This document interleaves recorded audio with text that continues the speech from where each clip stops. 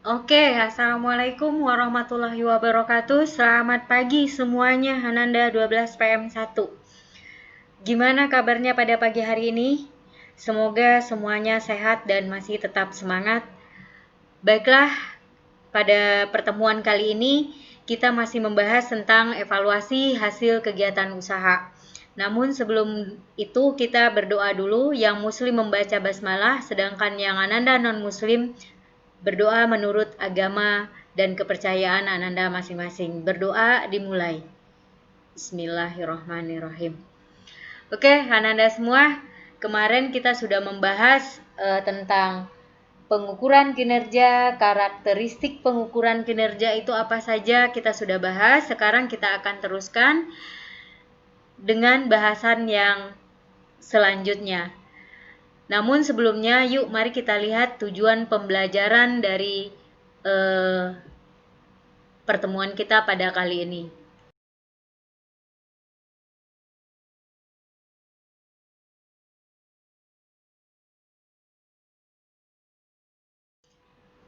Nah, tujuan pembelajaran kita pada pagi hari ini adalah setelah Ananda mempelajari materi melalui membaca, mengerjakan tugas yang sudah dibahas seperti kemarin, diharapkan Ananda dapat memahami laporan kinerja usaha, terus bisa mengukur kinerja dengan balance scorecard atau nantinya akan kita pelajari lebih lanjut. Yuk kita lihat materinya apa saja pada pertemuan kali ini.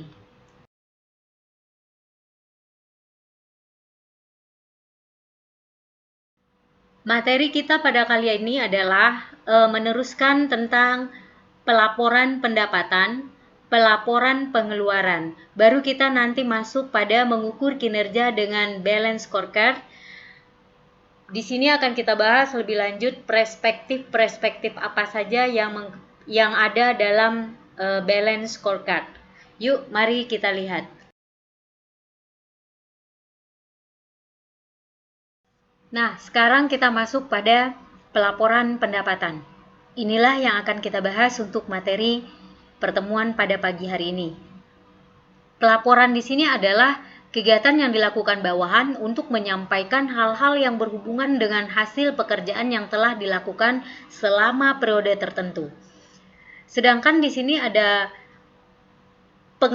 pengertian pendapatan menurut Kartika Hadi, salah satu pakar akuntansi, mengatakan bahwa pendapatan itu adalah kenaikan manfaat ekonomi selama satu periode akuntansi dalam bentuk pemasukan atau penambahan aset atau penurunan kewajiban yang mengakibatkan kenaikan ekuitas yang tidak berasal dari kontribusi penanaman modal. Di sini ada kewajiban itu sama dengan hutang, terus ada kenaikan ekuitas, ini disebut juga dengan modal. Jadi inilah pengertian daripada pelaporan dan pendapatan. Nanti Ananda memadupadankan keduanya. Oke, kita masuk pada slide berikutnya.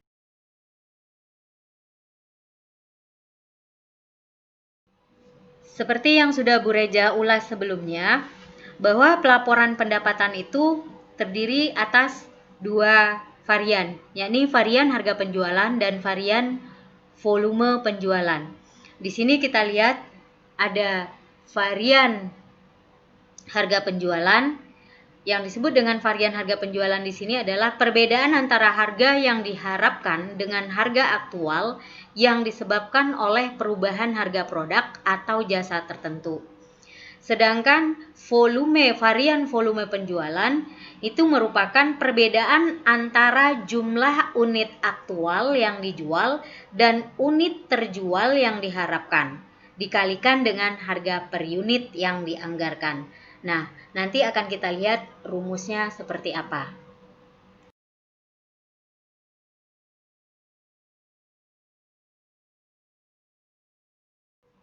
Oke, sekarang kita lihat varian harga penjualan terlebih dahulu.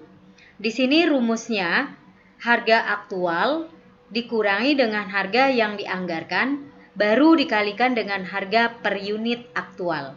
Nah, itu rumusnya. Berikutnya kita lihat dengan varian volume penjualan.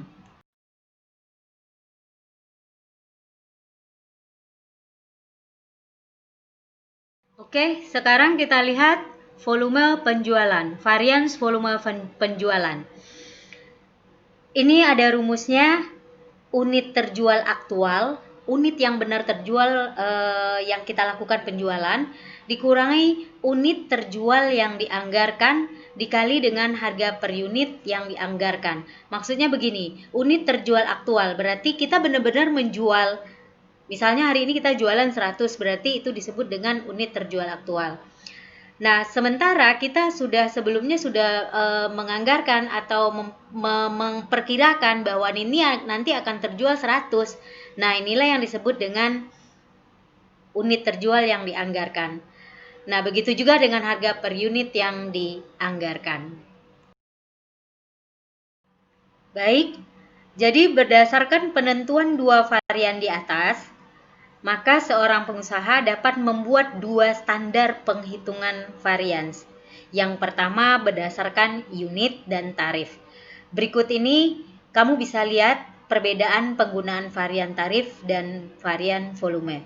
Mohon dilihat baik-baik. Nanti jika tidak mengerti, kita seperti biasa bisa bertanya di Zoom meeting yang akan kita jadwalkan nanti pemberitahuannya.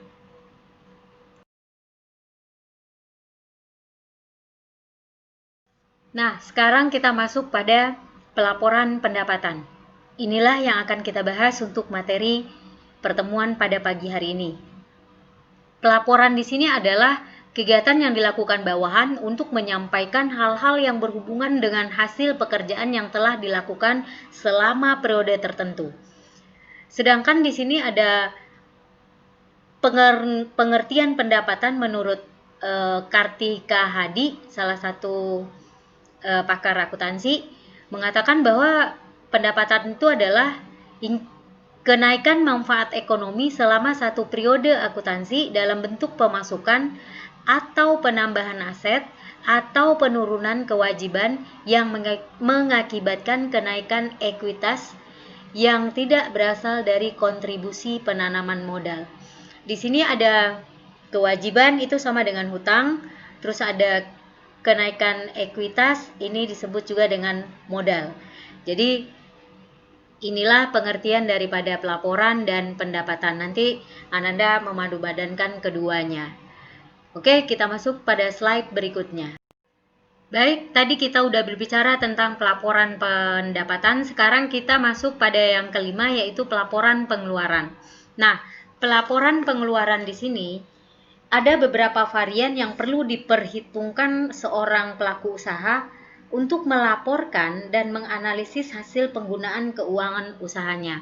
Di antara varian tersebut adalah harga pembelian, harga bahan baku, efisiensi tenaga kerja, overhead pabrik, efisiensi overhead pabrik, dan pengeluaran overhead pabrik. Nah, ini semua dalam bentuk varian yang nanti akan Bu Reja susun dalam bentuk tabel. Kamu bisa mempelajarinya secara perlahan-lahan biar mengerti. Yuk kita lihat tabelnya. Nah, inilah varian-varian yang diperhitungkan oleh seorang pelaku usaha dan sudah disusun dalam bentuk tabel.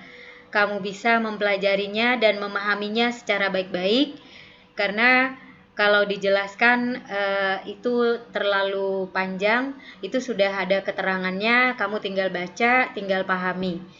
Tabel ini nanti ada 2 tabel, yuk kita pelajari dan kita pahami. Ini adalah sambungan tabelnya. Bu Reja mohon dibaca, dipelajari, dan dipahami. Nanti kalau tidak ada atau ada yang tidak jelas, kamu boleh tanya via Telegram maupun via Zoom meeting kita. Kita lihat materi berikutnya.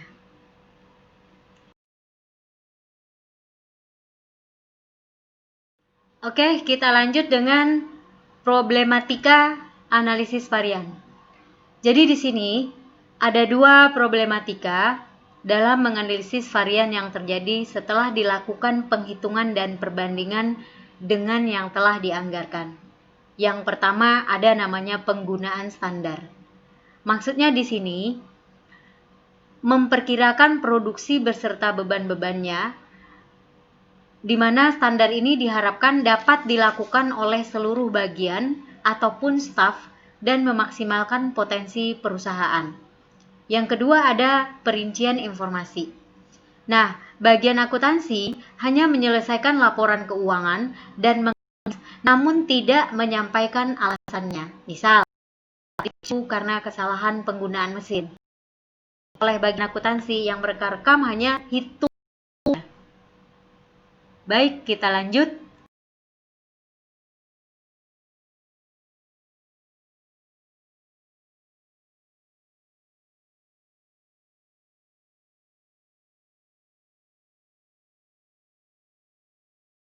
Oke, sebelum kita lanjut pada materi mengukur kinerja dengan balance scorecard, Bu Reja tekankan bahwa ada banyak varian yang sudah kita bahas sebelumnya, dan itu semuanya tidak semua dilaporkan kepada tim manajemen perusahaan. Jadi ada yang perlu dilaporkan, ada yang tidak perlu dilaporkan variannya tersebut. Sekarang kita masuk dengan mengukur kinerja dengan balance scorecard atau BSC.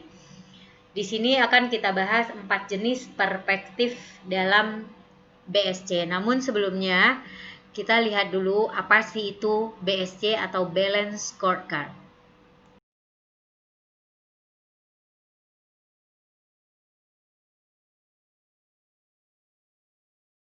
Oke, sekarang kita masuk tentang balance scorecard. Sudah pernah mendengar sebelumnya? Atau sudah ada yang tahu? Kalau belum, yuk mari sama-sama kita belajar. Nah, kalau dilihat di sini, pengertian balance scorecard itu adalah kumpulan dari ukuran kinerja yang terintegrasi dan merupakan turunan dari visi misi perusahaan. Bu Reja yakin kamu pasti bingung dengan pengertian ini. Tapi mungkin bisa kita sederhanakan bahwa balance scorecard itu adalah metode pengukuran hasil kerja yang digunakan oleh perusahaan.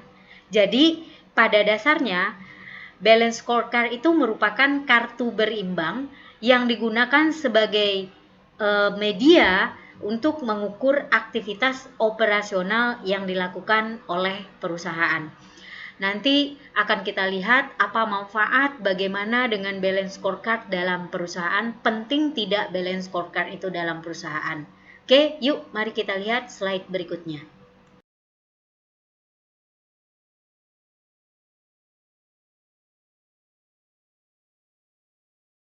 Oke, tadi kita sudah tahu apa itu BSC atau balance scorecard yang merupakan suatu metode untuk mengukur hasil kerja yang digunakan oleh suatu perusahaan. Seberapa penting sih BSC itu? Penting nggak sih BSC itu? Ada manfaatnya nggak sih buat perusahaan? Nih pentingnya BSC. Dengan balance scorecard, maka perusahaan menjadi lebih tahu sejauh mana pergerakan dan perkembangan yang telah dicapai. Karena apa? Karena BSC itu merupakan kartu berimbang yang digunakan sebagai media untuk mengukur aktivitas operasional yang sudah dilakukan oleh perusahaan. Dan yang kedua, BSC itu membantu perusahaan untuk memberikan pandangan menyeluruh mengenai kinerja dari perusahaan, baik kinerja produksi, kinerja tenaga kerja, kinerja pembelian, semuanya yang termasuk dalam lingkungan internal perusahaan. Nah, yang ketiga, dengan adanya balance scorecard, membuat perusahaan mampu menciptakan persaingan yang kompetitif. Karena apa? Di sini dengan mengetahui kelemahannya, dengan adanya balance scorecard, perusahaan akan mengetahui apa itu kelemahannya sehingga nanti dia bisa menyusun strategi apa untuk persaingan ke depannya. Nah, yang ketiga, yang berikutnya,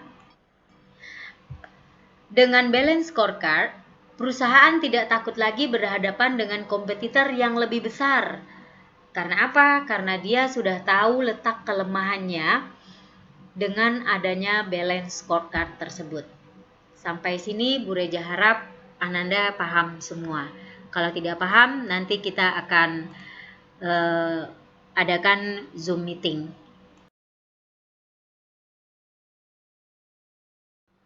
Nah, Di sini ada 4 perspektif balance scorecard yang bermanfaat untuk perusahaan dan ini sering dipakai oleh perusahaan.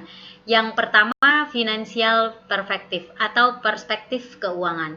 Yang kedua ada namanya customer perspective, perspektif pelanggan. Yang ketiga ada namanya internal process perspective atau perspektif proses produksi internal. Dan yang keempat ada namanya learning and growth perspektif. Perspektif pembelajaran dan pertumbuhan. Nanti akan kita bahas satu persatu.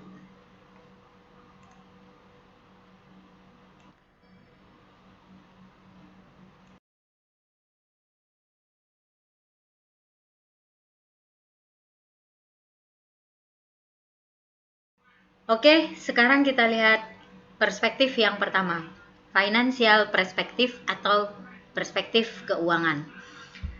Berbicara tentang keuangan, otomatis perspektif ini erat kaitannya dengan pemasukan dan pengeluaran perusahaan.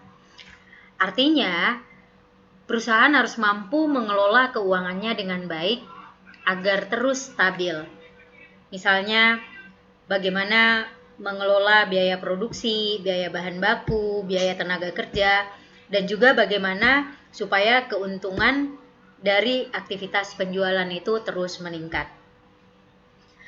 Dalam hal ini, pemasukan dan pengeluaran harus dicatat secara runut agar dapat mengamati atau tim manajemen perusahaan bisa mengamati laju pertumbuhan dan perkembangan perusahaan tersebut. Nah, di sini ada 3 tolak ukur atau dasar mengukur finansial perspektif. Yang pertama, pertumbuhan dan penambahan yang didapat selama proses bisnis berlangsung. Nah, pertumbuhan dan pertambahan ini lebih ke arah keuntungan dan aset yang diperoleh oleh perusahaan selama bisnis berlangsung. Yang kedua, penurunan aset ke arah yang optimal dan memaksimalkan strategi investasi. Mungkin melepas salah satu aset tapi berinvestasi di tempat yang lain. Nah, begitu maknanya kira-kira. Yang berikutnya adalah penurunan biaya dan peningkatan produktivitas kerja. Nah, inilah tolak ukur finansial perspektif dalam balance scorecard atau BSC.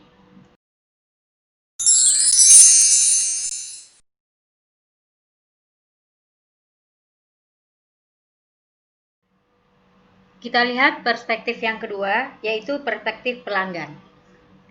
Perspektif pelanggan ini berkaitan erat dengan cara perusahaan melayani pelanggan.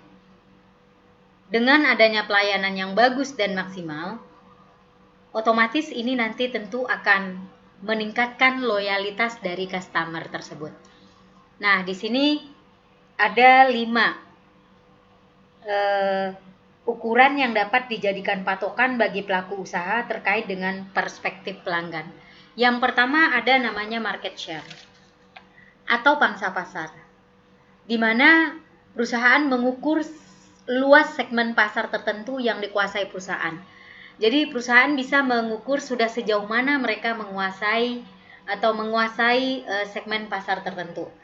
Yang kedua ada customer retention, retensi pelanggan, yakni mengukur kemampuan perusahaan dalam menjaga hubungan baik dan mempertahankan pelanggan lama. Yang ketiga, ada namanya customer acquisition, akuisisi pelanggan, yakni mengukur kemampuan perusahaan dalam mendapatkan pelanggan baru. Kalau yang tadi itu mempertahankan pelanggan lama, yang sekarang ada mendapatkan pelanggan baru. Berikutnya ada customer satisfaction, mengukur tingkat kepuasan pelanggan terhadap pelayanan yang diberikan oleh perusahaan. Sehingga nantinya seperti yang diulas sebelumnya akan menimbulkan loyalitas pelanggan.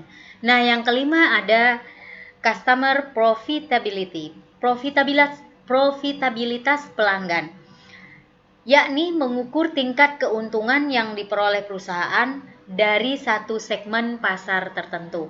Apa itu segmentasi pasar? Apa itu pelanggan, loyalitas pelanggan? Kita sudah belajar di pelayanan penjualan. Nanti kalau Ananda ragu, harap dibuka kembali buku pelajaran kelas sebelumnya.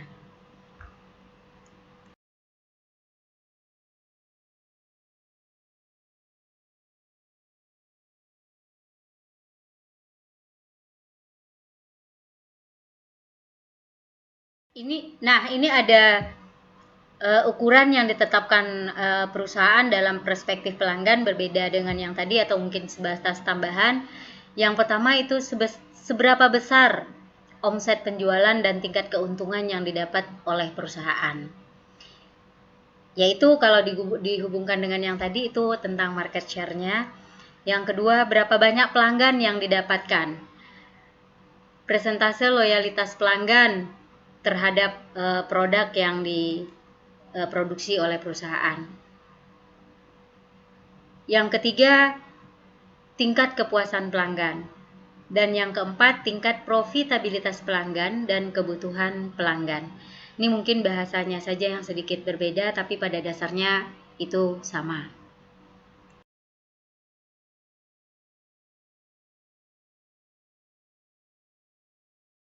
Masih semangat buat lanjut? Yuk, sekarang kita lihat internal proses perspektif, atau disebut juga dengan perspektif proses bisnis internal. Inti pengembangan bisnis internal adalah untuk mencapai kepuasan pelanggan. Jadi di sini BSC atau Balance Scorecard membantu dengan cara membagi pengukuran perspektif proses bisnis internal menjadi 3 bagian. Yang pertama ada namanya proses produksi, yang kedua proses pengiriman produk dan jasa, yang ketiga proses layanan purna jual. Jadi di sini dengan internal proses perspektif ini, perusahaan menilai seberapa besar ukuran dan sinergi dari setiap unit-unit kerja. Kan banyak bagian itu dalam perusahaan, nah itu dinilai. Nah, untuk mengukur poin ini, biasanya si pemimpin perusahaan harus rutin mengamati bagaimana kondisi internal dalam perusahaan. Nah, sekarang kita lihat yang pertama, proses produksi. Pengukuran proses produksi itu berdasarkan pada hasil riset mengenai kebutuhan dan keinginan pelanggan yang tentunya sebelumnya sudah mengadakan riset pasar. Jadi sebelum barang diproduksi kita sudah tahu apa kebutuhan dan keinginan pelanggan. Nah, pengukuran melalui bentuk produk yang akan kita produksi ini itu digolongkan menjadi 3 bagian. Yang pertama adalah kualitas. Ini berdasarkan segi keuangan dan non-keuangan. Nah, untuk pengukuran keuangan dapat menggunakan konsep biaya mutu untuk mengendalikan kualitas produk. Nah, yang berikutnya, yang kedua dari proses produksi ini ada namanya biaya.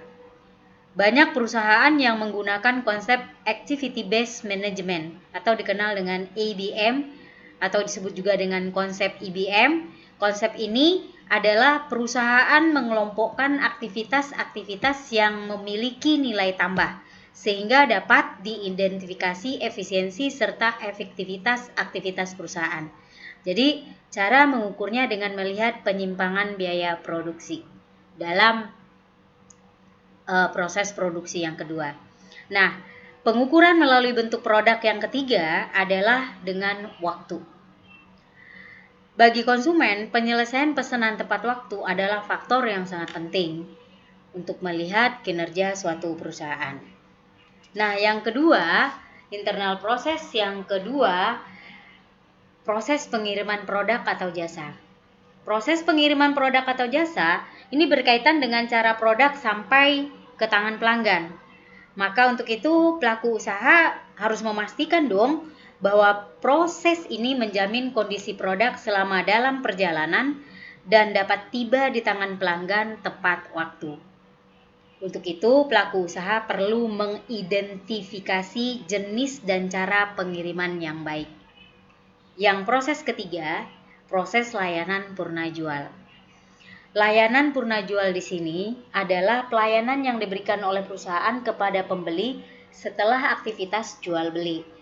Ini bisa dicontohkan dengan memberikan garansi, atau kalau kita belanja di swalayan itu seperti ada yang bantuin bawaan belanja kita ke tempat parkir. Jadi seorang konsumen saat membeli barang selain menggunakan fungsi barang tersebut juga ingin mendapatkan jasa aman setelah pembelian. Nah, itu yang disebut dengan garansi tadi. Oke, kita lihat slide berikutnya.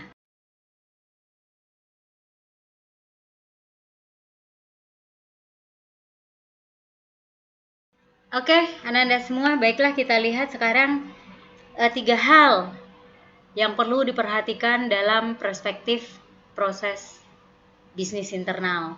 Yang pertama, proses inovasi yang berkaitan dengan ide-ide terhadap produksi barang. Ini kalau kalau dihubungkan ini cocok dengan proses produksi yang tadi yang dijelaskan sebelumnya. Yang kedua, proses operasi berkaitan dengan aktivitas dan rutinitas sehari-hari yang dilaksanakan oleh bagian internal. Nah, ini biasanya dilakukan oleh pimpinan dengan mengamati karyawannya. Berikutnya, yang ketiga adalah proses pasca penjualan yang berkaitan dengan metode pemasaran yang tepat untuk meningkatkan omset penjualan. Karena kita tahu tadi bahwa konsumen tidak hanya membeli fungsi barang, tapi dia ingin juga merasakan keamanan dan kenyamanan saat mempergunakan barang tersebut. Yuk kita lihat slide berikutnya.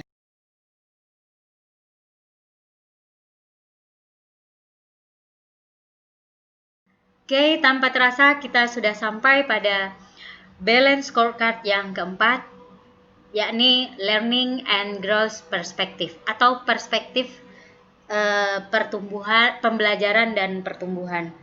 Nah, ini menekankan pada infrastruktur daripada perusahaan, terus sistem informasi serta prosedur organisasi. Perspektif pertumbuhan dan pembelajaran biasanya mengidentifikasi perangkat-perangkat yang mampu menggerakkan organisasi kepada perbaikan secara kontinu. Nah, di sini ada tiga faktor dalam perspektif ini. Yang pertama, kemampuan karyawan.